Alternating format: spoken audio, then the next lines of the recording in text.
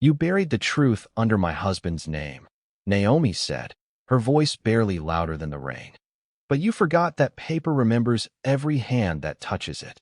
Daniel Mercer stopped beneath the brass chandelier of the Bellwether Hotel, one polished shoe suspended above the marble floor. Around him, donors in black tie drifted toward the ballroom, unaware that the black maid beside the service elevator had just spoken like a witness instead of an employee. Naomi Carter wore a charcoal uniform and carried folded linens against her chest. Nothing about her invited attention. That was why she had taken the job.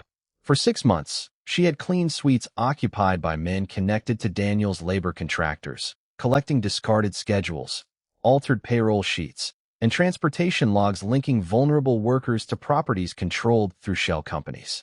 Every document bore Vincent Moretti's authorization. Every signature was false. Before we continue, where are you watching from? Drop your city in the comments below, and if you believe in dignity and justice, hit like and subscribe.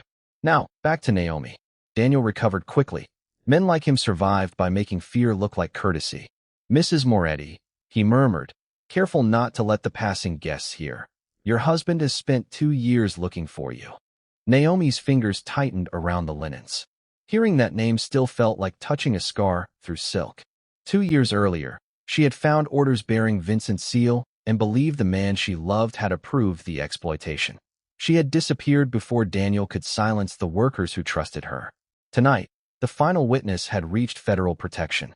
Naomi no longer needed to hide for their sake. She set the linens on a brass card and removed a slim envelope from beneath them. "These are copies," she said. "The originals are already beyond your reach." Daniel's pleasant expression thinned. "You have no idea what accusing me will cost you." "I know exactly what silence cost them." Her eyes remained steady. Then she made the choice that ended her life in the shadows. She crossed the lobby, past the registration desk, and entered the ballroom through the front doors rather than the servants' corridor. Crystal light spilled over her uniform. Conversations softened as donors noticed the maid walking toward the raised platform where investigators, civic leaders, and Daniel's business partners were gathered. Each step surrendered something she could never recover: anonymity, safety, and control over whether Vincent learned she was alive. At the microphone, Naomi placed the envelope beside Daniel's award plaque. "My name is Naomi Carter Moretti," she said, and the room went still. "The orders used to exploit those workers were forged. Daniel Mercer created them, and I can prove it." Behind her, the ballroom doors opened. Naomi did not turn. She recognized the silence first, the particular hush that followed a powerful man wherever he went. Then came the measured sound of footsteps crossing marble. Vincent Moretti had finally found the wife who had vanished believing him guilty, but Naomi had already done the one thing neither man expected. She had stepped into the light without asking either of them for permission. The footsteps stopped 6 feet behind her, and Daniel lost his smile. The low hum of the ballroom returned as a single frightened breath. Daniel Mercer reached for the envelope, but Vincent's hand closed over it first. "Do not touch her evidence." His voice was quiet, controlled, and cold enough to stop every whisper beneath the chandeliers. Naomi finally turned. 2 years had sharpened Vincent's face and silvered the edges of his dark hair. He looked at her as if every question that had kept him awake now stood 6 feet away in a maid's uniform. Yet he did not reach for her. He saw the caution in her eyes and accepted the boundary it placed between them. Daniel lifted both hands, performing innocence for the donors and cameras. "Vincent, this woman disappeared after stealing confidential records. Grief has confused her." Vincent opened the envelope. Inside lay payment ledgers, contractor lists, and copies of authorization forms bearing his signature. For one terrible second, the documents appeared genuine. Daniel's confidence returned. "Those are your orders," he said. "Everyone here can see that." Vincent studied the bottom corner of the first page. Then he removed the gold signet ring from his right hand and placed it beside the seal stamped beneath the signature. The two marks did not match. The forged seal carried 8 ridges around the Moretti crest. Vincent's ring carried 7. "My father changed this seal 18 years ago," Vincent said. "Only family and senior counsel knew." Daniel's jaw tightened. Naomi watched Vincent lift the microphone from its stand. This was no rescue performed in shadows. He was about to place his own name, power, and freedom beneath the same public light she had chosen. Every contract issued under the false seal is unauthorized, Vincent told the room. Every worker named in these records will receive full restitution from my personal holdings while an independent review determines what was taken from them. A ripple crossed the tables. Millions of dollars, perhaps more, had just left his control with the sentence. But Vincent was not finished. He took out his telephone and called his general counsel on speaker. Release the original signature archive to federal investigators. Suspend every contractor connected to Mercer. Waive confidentiality for the affected workers. The attorney hesitated. That will expose the organization's internal finances. I understand. It could cost you control of several companies. Vincent's gaze remained on Naomi. I understand that too. Then I need your verbal authorization. You have it. The call ended. Daniel's polished expression cracked. You are destroying yourself over the word of a maid. Vincent turned toward him with neither anger nor haste. No, I am accepting the cost of what was done in my name. The room went silent again, but this silence belonged to Naomi. Vincent stepped away from the microphone and left the space before it opened for her. It was not forgiveness he asked for. It was judgment he had finally agreed to face. Naomi examined the pages and noticed a narrow gap in Daniel's payment ledger. One contractor appeared every month for 2 years, always paid within hours of a search team changing direction. Someone had not merely forged Vincent's authority. Someone inside Vincent's circle had been selling Daniel information about the search for her. Naomi raised her eyes. Across the ballroom, Daniel was no longer watching Vincent. He was staring toward a figure near the service corridor, and that figure had begun quietly moving toward the exit. The service door side shut, swallowing the departing figure behind a wall of brushed steel. Naomi did not call for Vincent's guards. Men loyal to him had conducted every failed search, and loyalty was now the one currency she could not trust. Instead, she placed 2 fingers over the suspicious payment entry and looked toward the hotel's head of security. Lock the exterior doors under the worker protection order, she said. No Moretti personnel. Use hotel staff only. Vincent could have overruled her with a glance. He did not. The head of security touched his earpiece, and the soft click of magnetic locks moved through the hotel like falling dominoes. Naomi entered the service corridor first. Fluorescent light flattened the gold from the ballroom behind her. Laundry carts stood against cream-colored walls, and the air smelled of starch, coffee, and industrial soap. At the far elevator, the fleeing figure stopped beneath a red indicator light. Samuel Voss, Vincent's longtime security coordinator, turned slowly. For 2 years, he had selected the routes, approved the private investigators, and delivered each report claiming Naomi had vanished without a trace. Naomi had once trusted him enough to accept a glass of water from his hand. Now his face carried the stillness of a locked drawer. You redirected the searches, she said.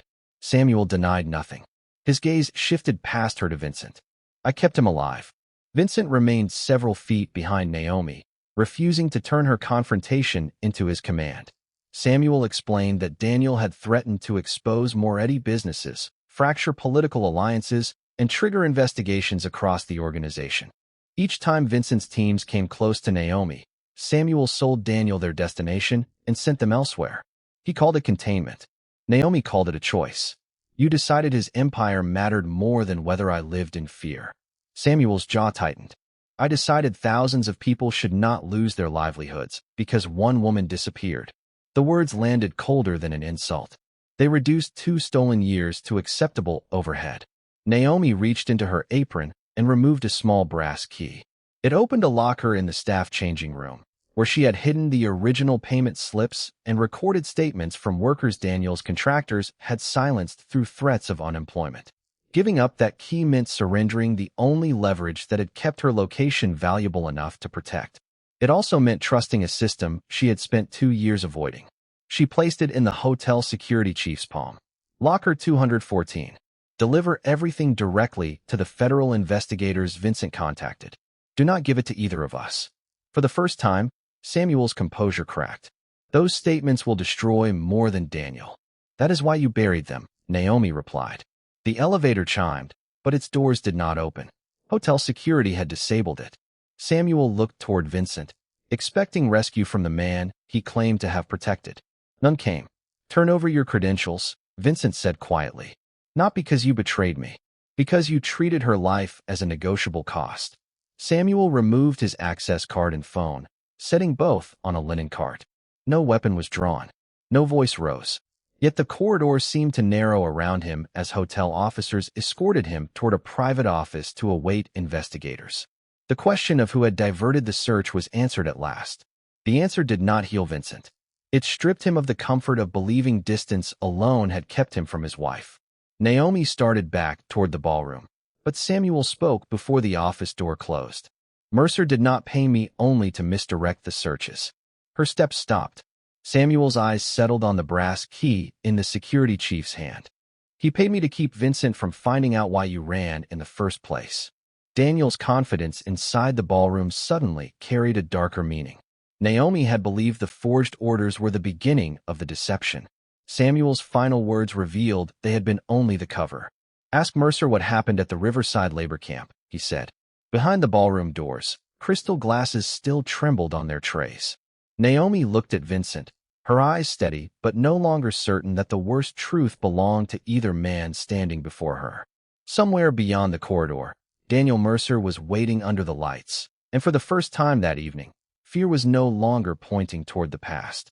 It was pointing toward a place Naomi had never known existed. Cold air rolled through the corridor as the ballroom doors opened, carrying the scent of candle wax and expensive perfume. Daniel Mercer stood beneath the chandeliers, one hand resting on the back of a velvet chair, his confidence restored for the benefit of the watching guests. Naomi entered beside the hotel security chief. Vincent followed several feet behind, honoring the distance she had demanded. Samuel remained outside under detention. What happened at Riverside? Naomi asked. The question crossed the room without force, yet every conversation died beneath it.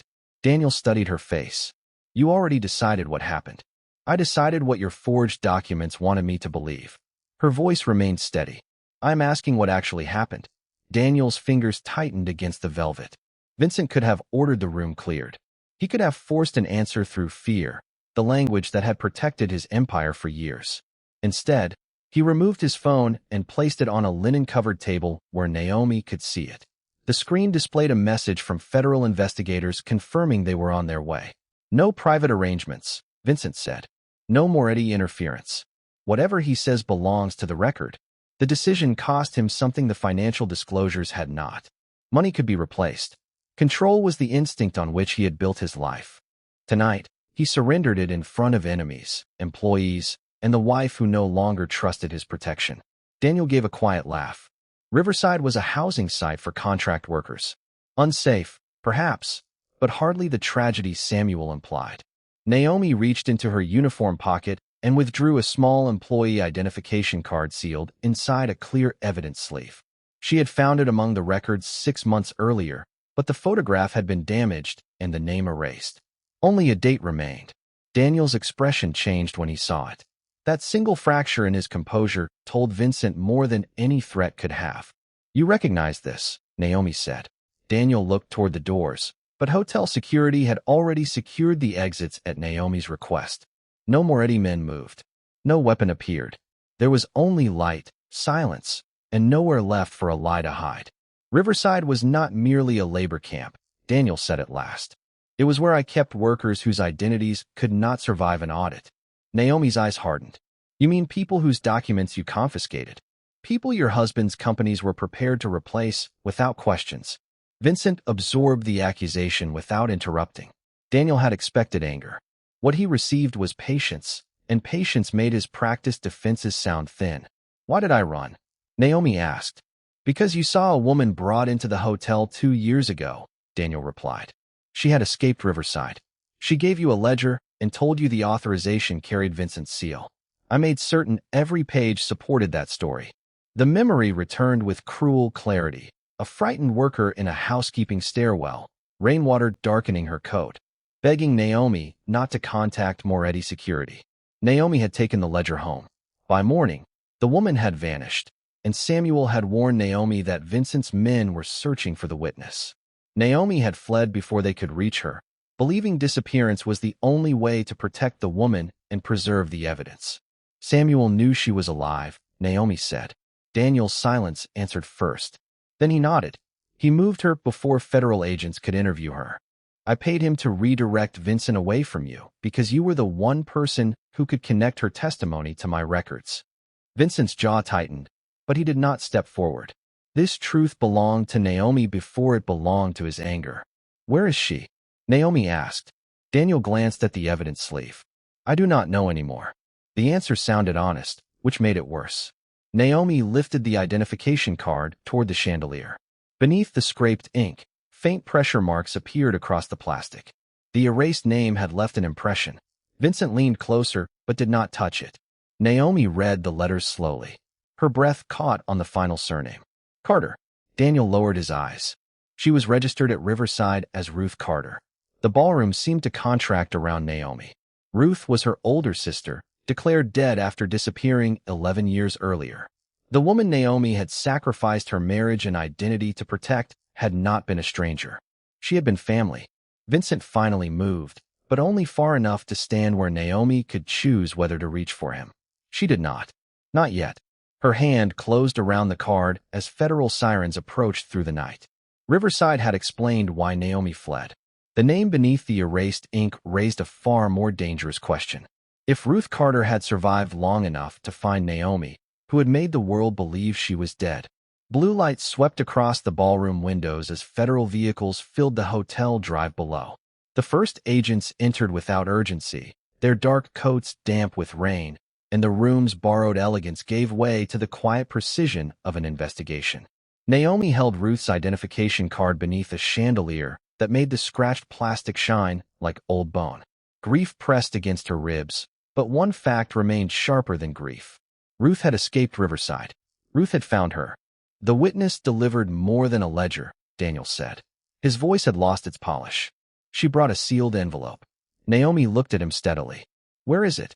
Daniel nodded toward the service corridor. Employee locker 217. She chose it because you were assigned that locker during your first week here. Vincent turned toward the corridor, then stopped. Every instinct that had built his empire told him to send men ahead, secure the envelope, and control what came next. Instead, he removed the master access card from his pocket and placed it on the nearest table. Hotel security opens it, he told the lead federal agent. Not my people. The decision cost him more than convenience.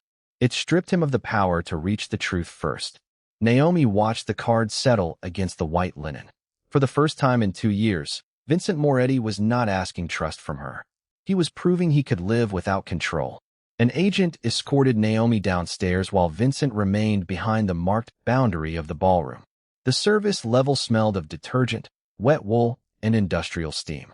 Locker 217 stood at the end of a narrow row, its gray paint chipped around the lock. Naomi supplied the combination Ruth had hidden inside the identification number. The metal door clicked open. No fortune waited inside. No weapon. Only a plain envelope, a brass house key, and an old photograph of 2 sisters standing barefoot beside a porch in Georgia. Ruth had written across the envelope in blue ink. For Naomi. When no one else is listening. Naomi broke the seal herself. The letter inside was dated 7 months earlier, 1 month before Naomi began collecting evidence at the hotel. Ruth's handwriting slanted hard across the page, as if every sentence had been written against time. She explained that Riverside's contractors had declared her dead after she refused to sign away her wages and identity. The false death certificate prevented anyone from searching the labor records under her real name. Daniel later used that lie to frighten her into silence. Samuel moved her between temporary shelters, claiming Vincent's people intended to erase every surviving witness. Then came the sentence that answered the question Naomi had carried for 11 years. Ruth had not abandoned her family. The world had been given a grave because a living worker could testify. Naomi's knees weakened, but she did not fall. Her sister's disappearance had never been a choice. It had been paperwork weaponized against a woman no one powerful expected to be missed. At the bottom of the second page, the message changed. Ruth wrote that she had discovered Naomi was alive and hiding. She had delivered the forged ledger because she still believed Vincent authorized Riverside. But after watching Naomi risk everything to verify the records instead of releasing them blindly, Ruth found evidence that contradicted Daniel's story. She promised to return with the original registry and clear Vincent's name. She never returned. The brass key belonged to a safe deposit box in Savannah. Ruth had placed the registry there, along with the original copy of her death certificate. Access required two people, Naomi Carter and Ruth Carter. The federal agent read the final line twice before meeting Naomi's eyes. Bank records showed that the box had been opened 3 days earlier. Ruth's authorization had been verified in person. Upstairs, Naomi gave Vincent the letter but kept the key in her own palm. That boundary remained hers. He read without interrupting, his face still until he reached Ruth's promise to correct the lie that had destroyed their marriage. "She is alive," Naomi said. Vincent did not offer comfort he had not earned. "Then you decide how she is found." Beyond the glass, rain silvered the city. Naomi closed her fingers around the key. Ruth had survived Riverside, escaped a false grave, and returned to the world under her own name. But someone had reached the evidence before Naomi could. Rain tapped the hotel windows with the patience of a clock. On the table, the Savannah safe deposit key caught a stripe of amber light, while Naomi listened to a bank officer through the speakerphone. The woman presented valid identification, the officer said. She answered every security question and signed as Ruth Carter. Naomi's fingers tightened around the key. The record proved her sister had survived, but it did not prove she had walked into that bank freely. Across the room, Vincent stood beside the darkened glass, keeping the distance Naomi had established. A federal agent requested surveillance footage and transaction records. The answer came carefully. The camera system had been offline during Ruth's visit because of scheduled maintenance. The signature card remained available, but the box inventory was confidential unless both account holders appeared in person or a court-ordered access. Naomi could surrender the key and wait for federal procedure. She could also travel to Savannah herself and claim her authority as the second account holder. Either choice carried a price. Waiting might protect her, but it could leave Ruth exposed. Going meant abandoning the safety of the secured hotel and revealing where Naomi would appear next. "I am going," she said. Vincent turned from the window. Concern moved across his face, cold and controlled, but he did not challenge her decision. "Then my people will prepare the route." "No," the word landed softly. "Samuel controlled your routes. Daniel studied your organization. I will not step into another plan built from the same machinery." Vincent went still. For years, command had been the language through which he protected everything bearing the Moretti name. Now that language had become a liability. Naomi placed the key beside Ruth's letter. "If you come without operational authority. No private surveillance. No orders to the bank. No one approaches Ruth unless I decide." The federal agent looked between them. Accepting those terms would leave Vincent dependent on public authorities he did not control and deny him the power to protect his own wife by the methods that had defined him. "Agreed," he said. Then Vincent unlocked his phone, removed himself from the internal investigation channel, and transferred every Savannah contact file to the federal team. With 3 deliberate motions, he surrendered access to vehicle tracking, private informants, and the Moretti security network. The screen went dark in his palm. "The search is yours, Naomi." It was not an apology. It cost more than words. Before dawn, federal agents arranged a flight from New York to Savannah under a protected itinerary known only to the assigned team. Vincent boarded as Naomi's companion, not her commander. No Moretti guards followed. No private aircraft waited on the runway. During the flight, Naomi studied the scanned signature card from the bank. Ruth's handwriting had changed after 11 missing years, yet one detail remained. The letters are curved backward at the base, just as it had on childhood birthday cards. Ruth had signed it. Near the bottom, however, Naomi found 4 faint words beneath the account notation. "Ask for the blue ledger." The message was unmistakably Ruth's. It answered the question that had followed them from the hotel. Ruth had reached the box first, and she had left instructions for Naomi. Morning light washed Savannah in pale gold when they entered the bank beneath the quiet watch of federal agents. The manager placed the metal box on a walnut table, then withdrew. Naomi inserted her key. The second lock had already been released by Ruth's visit. Inside lay the original Riverside death certificate, a bundle of worker names, and a blue ledger wrapped in plain brown paper. No money, no explanation. Vincent did not touch any of it. Naomi opened the ledger herself. Every page documented wages stolen through Daniel's contractors, but the final entry was dated the previous evening. Beside it, Ruth had written an address near the Savannah River in one sentence. Come alone if you want the workers to remain safe. Naomi stared at the words until the soft hum of the bank ventilation seemed deafening. Ruth was alive. Ruth had chosen to make contact. But the condition forced Naomi toward a decision no key could unlock for her. Vincent read the sentence from where he stood, his hands at his sides. This remains your search, he said. Naomi closed the ledger. Outside, church bells crossed the brightening city.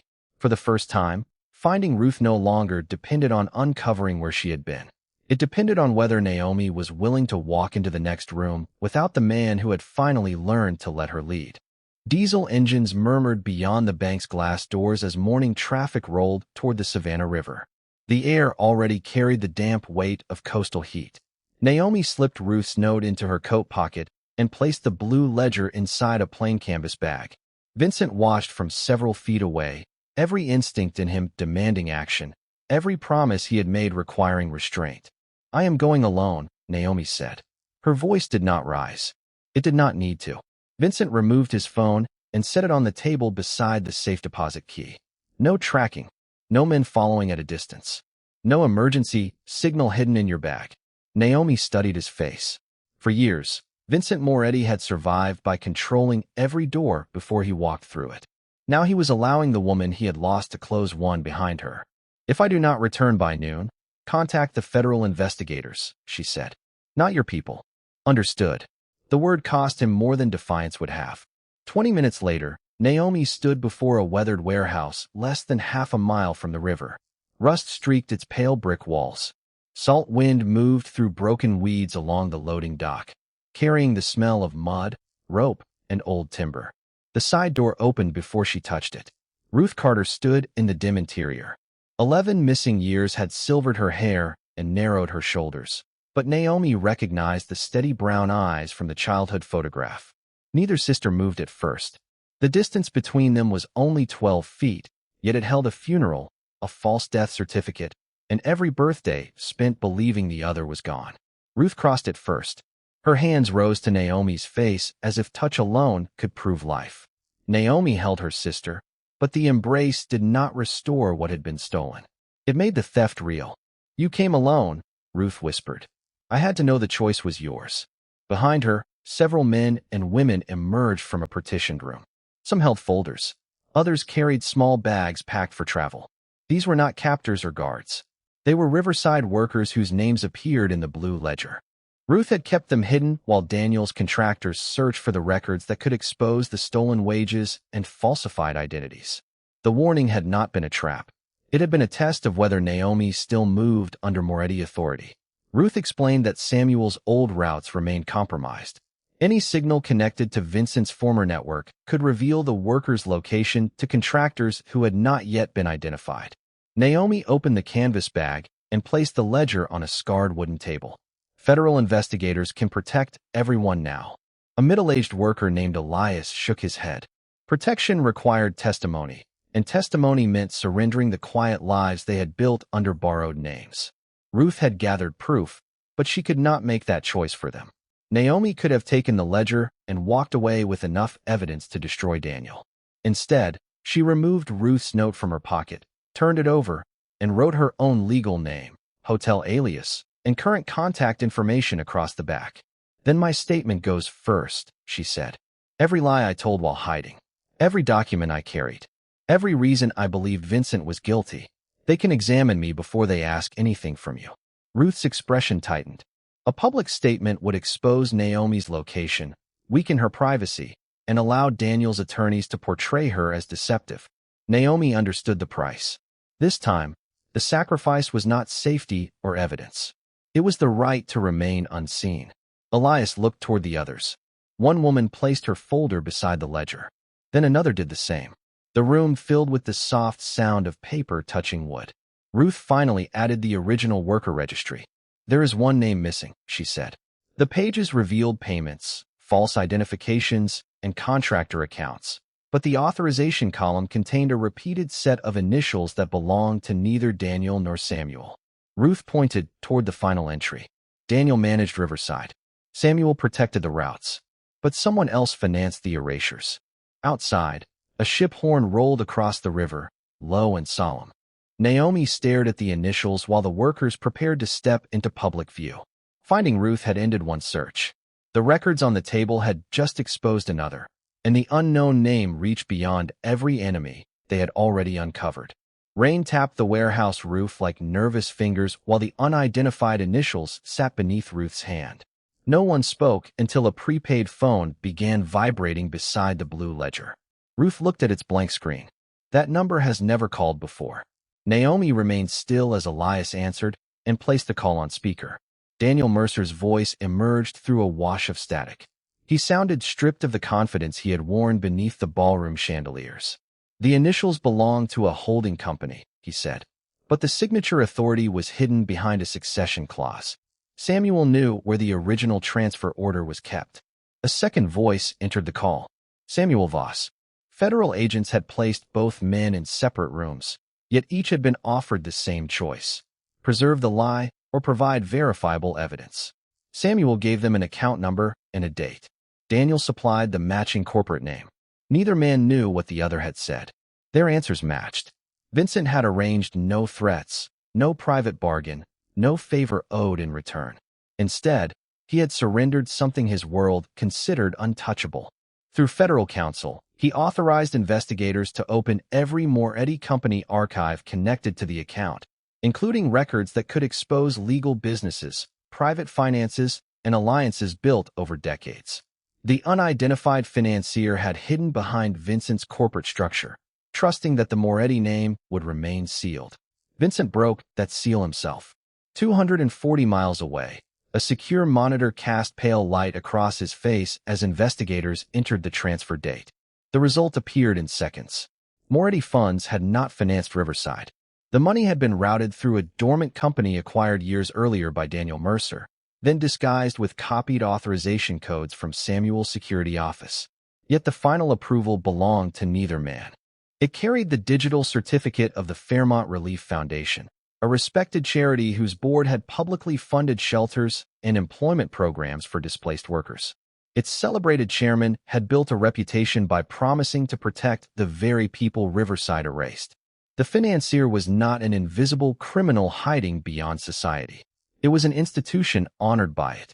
In the warehouse, Elias recoiled from the name on the screen. The foundation had sponsored his temporary housing after he escaped Riverside. Others recognized its food carts, legal clinics, and placement offices. The same organization that helped them rebuild had also collected their new addresses. Fear moved through the room without a sound. Naomi had offered her privacy first, but this cost belonged to Vincent. By opening the Moretti archives, he had placed his legitimate companies under federal examination and weakened the alliances that protected his authority. He could lose contracts, property, and the empire he had spent years controlling. He signed the authorization anyway. No exclusions, Vincent told the investigators. If my name gave them cover, then my name will not close the door. Ruth studied the transfer records, then turned a page in the original registry. A faint embossed seal appeared beneath the ink. It matched the foundation's crest. That simple mark answered the question hanging over Riverside. Daniel had operated the camp. Samuel had protected its routes, but the Fairmont Relief Foundation had financed the identity erasures and later monitored the survivors through charitable aid. The workers now possessed a chain of evidence that did not depend on memory alone. Their stolen wages, false death records, relocation files, and the foundation's payments formed one unbroken line. Elias stepped toward the table. If they know where we live, our families cannot simply return home. This time, Ruth took control. She gathered the prepaid phones, closed the curtains, and instructed the workers to contact federal victim services through a verified number Daniel and Samuel had never possessed. Naomi did not decide for them. Vincent did not send men to guard them. The workers chose, one by one, whether to relocate and testify. Then the secure monitor chimed again. An investigator had found a scheduled data purge inside the foundation's system. It would begin at midnight, less than 3 hours away, and only a sitting board member could suspend it without alerting the chairman. Ruth looked at Naomi. Naomi looked at the workers surrounding the ledger. The financier's mask had fallen, but saving the evidence now required help from inside the institution that had betrayed them. The warehouse became silent as the name of the only reachable board member appeared on the screen. It was someone Vincent trusted. The secure monitor cast a pale blue glow across the workers' records as the final name sharpened into focus. Eleanor Price, Vincent's longtime attorney and a sitting board member of the Fairmont Relief Foundation. For 20 years, she had protected Moretti businesses from lawsuits, investigations, and internal betrayal. Tonight, Naomi needed her to protect the people those institutions had erased. Vincent placed the call on speaker but said nothing. This choice belonged to someone else. Eleanor answered on the second ring. If this concerns the archives, I already know. Her voice was measured, yet a faint tremor lived beneath it. She explained that the foundation's chairman had ordered the midnight purge after federal inquiries reached the board. Suspending it required her credentials and a recorded declaration of suspected criminal activity. The declaration would expose her failure to question the foundation's sealed relief accounts. It could cost her license, her reputation, and every position she still held. Then tell the truth, Naomi said. No threat, no plea, just 4 quiet words. Eleanor asked to see the people whose names appeared in the blue ledger. Ruth turned the monitor toward the room. One by one, the Riverside workers stepped into view. Elias came last, holding a foundation assistance card bearing the same silver seal Ruth had recognized. They found our families through these cards, he said. We thought the help meant we were safe. Eleanor's breath caught. The foundation had not merely hidden stolen wages.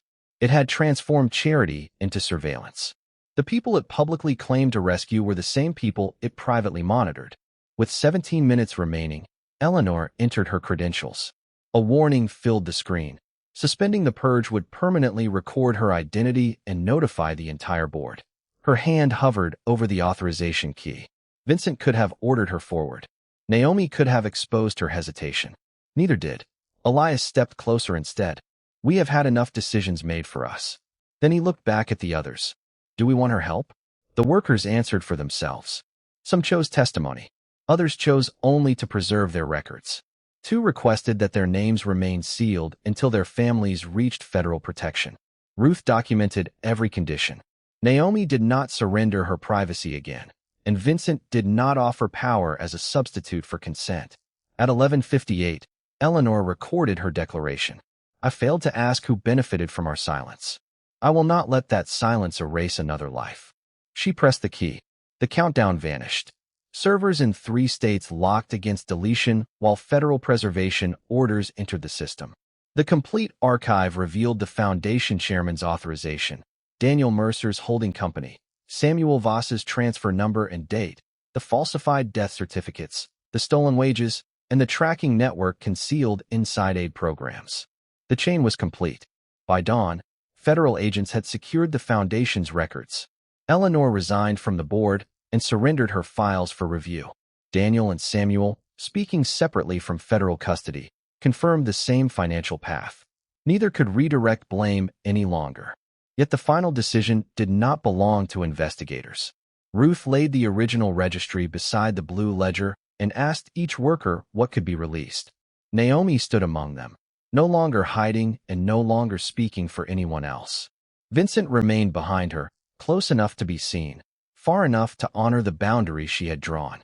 When Naomi finally turned toward him, the first light of morning rested against the warehouse windows.